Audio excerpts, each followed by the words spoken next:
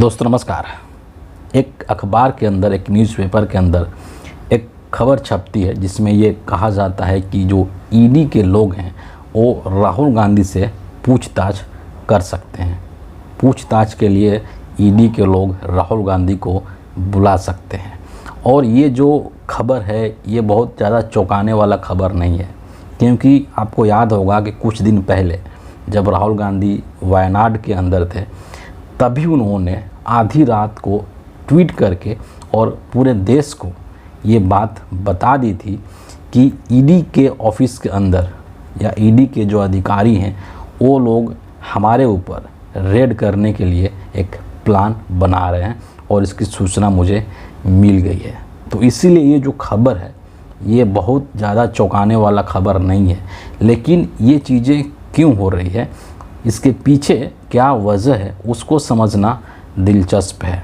उस वक्त में जब राहुल गांधी ने वो जो ट्वीट किया था तो उस वक्त में जो एक मुख्य वजह बताई जा रही थी कि संसद के अंदर राहुल गांधी ने जो भाषण दिया था और जो चक्रव्यूह का कॉन्सेप्ट देश को समझाया था कि किस तरीके से महाभारत काल में 6 लोगों ने मिल करके और अभिमन्यु को ख़त्म कर दिया था, उससे वर्तमान में उन्होंने वर्तमान को रिलेट किया था कि वर्तमान भारत में भी 6 लोग हैं जिन्होंने कि एक ऐसी चक्रव्यूह की रचना की है जिसमें कि पूरा देश उलझ गया है, या यूं कहें कि इन 6 लोगों ने पूरे देश को अपने चक्रव्यूह में उलझा दिया है। और राहुल गांधी ने ये भी कहा था कि हमारी जो ये भाषण थी संसद भवन के अंदर वो कुछ लोगों को पसंद नहीं आई थी, और इसीलिए मुझे इस तरीके की रिपोर्ट मिल रही है जिसमें ये बताया जा रहा है कि ईडी के लोग रेड डालने की तैयारी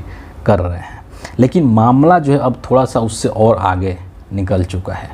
आपको ये भी पता चल चुका है कि हिंडनबर्ग की एक दूसरी रिपोर्ट आ चुकी है, और इस रिपोर्ट में हिंडनबर्ग ने जो खुलासा किया है उसमें ये बात कही गई है कि अडानी और सेबी के जो प्रमुख हैं माधवी पुरी बीच, उनके बीच में एक लिंक है। और जो सेबी की चीफ है माधवी बीच, उन्होंने अडानी के कंपनियों में इन्वेस्टमेंट किया है। आपको याद होगा कि जब पहली बार हिंडनबर्ग की रिपोर्ट आई थी तो सेबी को ही ये सब पूरा जांच करने का जिम्मेदारी दिया गया था सुप्रीम कोर्ट के द्वारा। और अब इस रिपोर्ट में ये खुलासा हो रहा है कि वही सेबी की जो चीफ है वो इस पूरे मामले में एक तरीके से हिस्सेदार हैं, यानी कि ये पूरा जो एक तरीके स्कैम किया गया था उस स्कैम के अंदर सेबी की चीफ भी शामिल हैं। एक और चीज़ आपको मैं यहाँ पर याद दिलाना चाहूँगा कि जब हिंडनबर्ग का जब पहला रिपोर्ट आया था उस वक्त में राहुल गांधी संसद के अंदर जब भाषण दिए थे तो उन्होंने कहा था, एक तस्वीर उन्होंने दिखाया था पूरे देश को और ये पूछा था कि आखिर अडानी और मोदी के बीच में क्या रिश्ता है, ये रिश्ता क्या कहलाता है। और ये जो सवाल था, वो जो पोस्टर था, जो तस्वीर था और राहुल गांधी ने जो संसद में दिखाया था, वो नरेंद्र मोदी को और अमित शाह को इतना चुभ गया था कि उन्होंने पूरा एक प्रपंच रचा और किस तरीके से राहुल गांधी की सांसदी को ख़त्म करवाया गया था।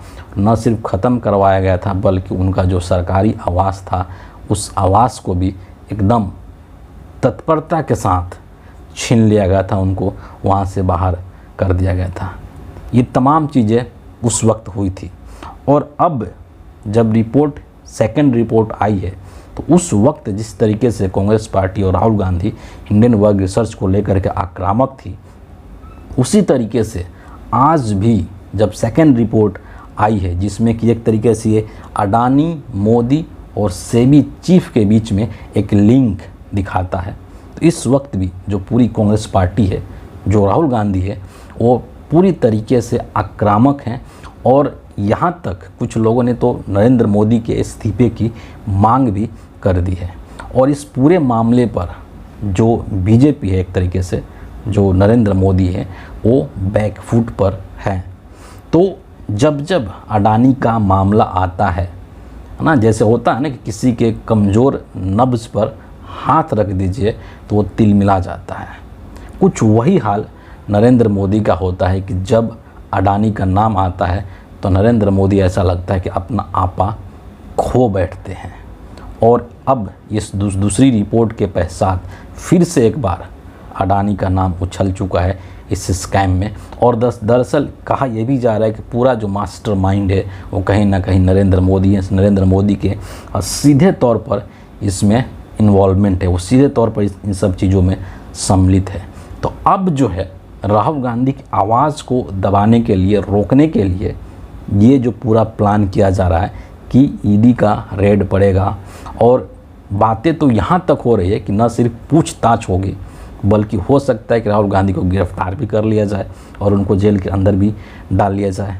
ये कोई बहुत बड़ी बात नहीं है नरेंद्र मोदी के लिए ये सब चीज़ें करना। लेकिन इसी समय में, सेम टाइम में, तमाम तरह के जो लोग हैं वो सवाल भी कर रहे हैं कि जब हिंडनबर्ग की रिपोर्ट आई है, सेकंड रिपोर्ट, और जिस तरीके से अडानी के ऊपर सवाल हो रहे हैं, जिस तरीके से जो सेबी की प्रमुख हैं उनके ऊपर सवाल हो रहे हैं, तो कायदे से तो नरेंद्र मोदी जी को ये चाहिए था कि अडानी के पास ईडी भेजें, उसकी जांच कराएं। जो सेबी प्रमुख हैं उनके पास ईडी भेजें, उनकी जांच करवाएं। लेकिन यहाँ पर हो रहा है उल्टा। यहाँ पर राहुल गांधी के पास ईडी भेजने की और उनकी जांच कराने की, उनकी पूछताछ कराने की बात चल रही है, जो कि इस देश को पच नहीं रहा है। और आप याद कीजिए कि 2022 के अंदर भी राहुल गांधी से ईडी के लोगों ने तकरीबन 55 घंटे तक पूछताछ किया था और हाथ में इनको मिला था लड्डू। कुछ नहीं हासिल हुआ था ईडी के अधिकारियों को। और इस चीज़ का जो 55 घंटे तक राहुल गांधी से पूछताछ की गई थी 2022 के अंदर, इस चीज़ को लेकर के मई 2024 में राहुल गांधी ने अपने के भाषण के दौरान एक लाइन कही थी। उसको यहाँ पर आप बहुत ही ध्यान से सुनिए। राहुल गांधी ने कहा था कि आप सोच रहे हो कि आपने मुझे बुलाया है, आपने मुझे नहीं बुलाया है, मैं यहाँ खुद आया हूँ। क्यों? क्योंकि मैं देखना चाहता हूँ कि हिंदुस्तान के लोकतंत्र की हत्या कौन लोग कर रहे हैं। राहुल गांधी के भाषण का ये लाइन आपको याद होगा आपके जेहन में। दरअसल यहाँ पे एक और बहुत ही महत्वपूर्ण सवाल है। राजनीति में कहा जाता है कि जो चीज़ें पर्दे के सामने से दिखाई देती है दरअसल वो हो नहीं रही होती है। बहुत सारी चीज़ें होती है जो कि पर्दे के पीछे चल रही है। और आज के समय में राहुल गांधी जो नरेंद्र मोदी की आंखों में इतना चुभ रहे हैं, उसके पीछे कुछ कारण है। और कारण ये है कि पिछले कुछ समय में जिस तरीके से राहुल गांधी की जो स्वीकार्यता है इस देश के अंदर, जिस तरीके से उनकी लोकप्रियता बढ़ी है, उससे न सिर्फ बीजेपी बल्कि बीजेपी से कहीं ज़्यादा नरेंद्र मोदी की परेशानी बढ़ गई है। एक आवाज़ के रूप में राहुल गांधी इस देश में उत्पन्न हुए हैं और राहुल गांधी के अंदर एक कहते हैं ना, उम्मीद की किरण लोगों को दिखाई देने लगी है। तमाम तरीके के लोगों से राहुल गांधी खुद जा करके मिलते हैं। इसके अलावा संसद के अंदर भी आप देखे होंगे, पिछले जो सत्र अभी चल रहा था, इसमें तमाम लोग, चाहे वो सफाई कर्मचारी हो, चाहे न्यूट्रिशन से संबंधित जो कार्यकर्ता हैं वो हो, मछुआरों से संबंधित जो लोग थे वो थे, तमाम किसानों का भी दल आया था मिलने के लिए। तो इस तरीके के जो लोग हैं वो लगातार राहुल गांधी से आ करके मिल रहे हैं। इसका मतलब क्या है? इसका मतलब सीधा सा यही है कि जो हिंदुस्तान की जो जनता है उनको राहुल गांधी से उम्मीद है। उनको लगता है कि यही वो पर्सन है जो हमारी बात को सुन सकता है और वो जो समस्या है उनका, उसका समाधान राहुल गांधी दे सकता है। यानी कि वो उनको राहुल गांधी पर ज़्यादा भरोसा है, ज़्यादा विश्वास है, और नरेंद्र मोदी पर उनकी जो भरोसा, उनका जो विश्वास है वो घट चुका है। क्यों? क्योंकि उनको अब ये लगने लगा कि नरेंद्र मोदी सिर्फ़ और सिर्फ भाषण देने का काम करते हैं, सिर्फ़ और सिर्फ सपने, हसीन सपने दिखाने का काम करते हैं। हकीकत में उनको कुछ करना नहीं है। और यही जो चीज़ है, यही जो पब्लिक के बीच में जो स्वीकार्यता है, पब्लिक का जो एक विश्वास हासिल किया है राहुल गांधी ने, जो दिल जीता है लोगों का राहुल गांधी ने, यही चीज़ें नरेंद्र मोदी के लिए बहुत ज़्यादा परेशानी का कारण बन रही है। और इसीलिए जब किसी भी इशू के ऊपर, किसी भी मुद्दे के ऊपर राहुल गांधी बोलते हैं तो लोगों को लगता है कि ये बंदा सही बोल रहा है और लोग उसको सुनते हैं। और इसका प्रमाण है, मैं ऐसे नहीं बोल रहा हूँ, आप तमाम सोशल मीडिया का वेबसाइट देख लीजिए, चाहे यूट्यूब हो, फेसबुक हो, इंस्टाग्राम हो, ट्विटर हो, तमाम जगह आप जा कर के देख लीजिए कि वहाँ पर राहुल गांधी का जो वेबसाइट है या राहुल गांधी का जो चैनल है उसका क्या रीच है और नरेंद्र मोदी का क्या रीच है। इवन आप संसद टीवी, जो कि मोदी जी का टीवी है, उस पर आप देख लीजिए कि जब राहुल गांधी भाषण देते हैं तो उसको हिंदुस्तान के कितने लोग सुनते हैं और जब नरेंद्र मोदी भाषण देते हैं तो कितने लोग सुनते हैं, आपको अंतर साफ पता चल जाएगा।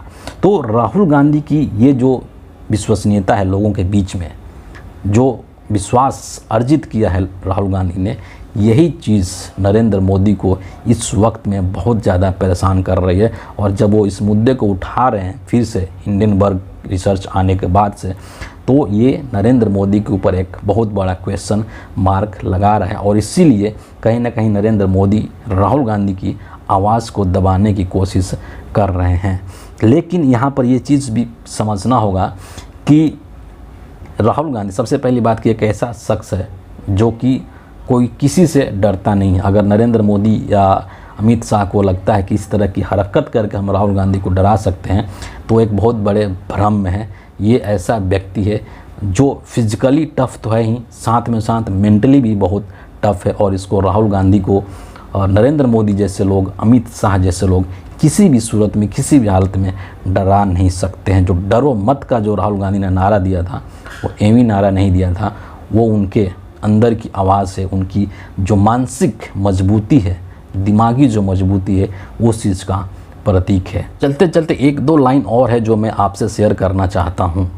जब ये रिपोर्ट निकल कर के सामने आ रही है और जब संदेह और शंका हो रहा है कि नहीं भाई कोई गड़बड़ी हुई है, तो इस पर जांच कराने के बजाय अगर आप ईमानदार हैं, आप सच्चे हैं, नरेंद्र मोदी को लगता है कि मैं ईमानदार हूँ, मैं सच्चा हूँ और कुछ नहीं हुआ है, सब कुछ सही है, तो आप जांच करा लीजिए।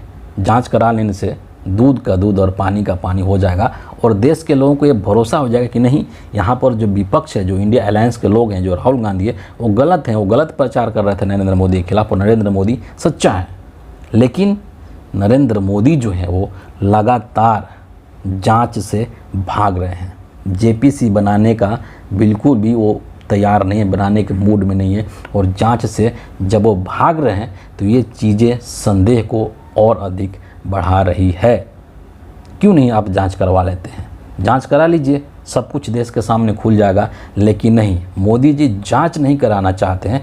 लेकिन जो भाजपा का पूरा ट्रोल आर्मी है, जो भाजपाई नेता हैं, जो गोदी मीडिया के लोग हैं, वो बिना जांच के ही नरेंद्र मोदी को, अडानी को और सेबी चीफ को क्लीन चिट एकदम दे चुके हैं, जैसे कि कुछ हुआ ही नहीं हो, है ना। और ये जो पैसा है, जो पैसा डूब रहा है, दरअसल ये पैसा ऐसा नहीं कि ये पैसा अडानी का है या नरेंद्र मोदी का है। ये पैसा इस देश के आम लोगों का है। इस देश के जो गरीब लोग हैं, बहुत सारे लोग, हिंदुस्तान में लाखों करोड़ों ऐसे लोग हैं जो LIC करवाते हैं। LIC का पैसा शेयर बाज़ार के अंदर लगता है।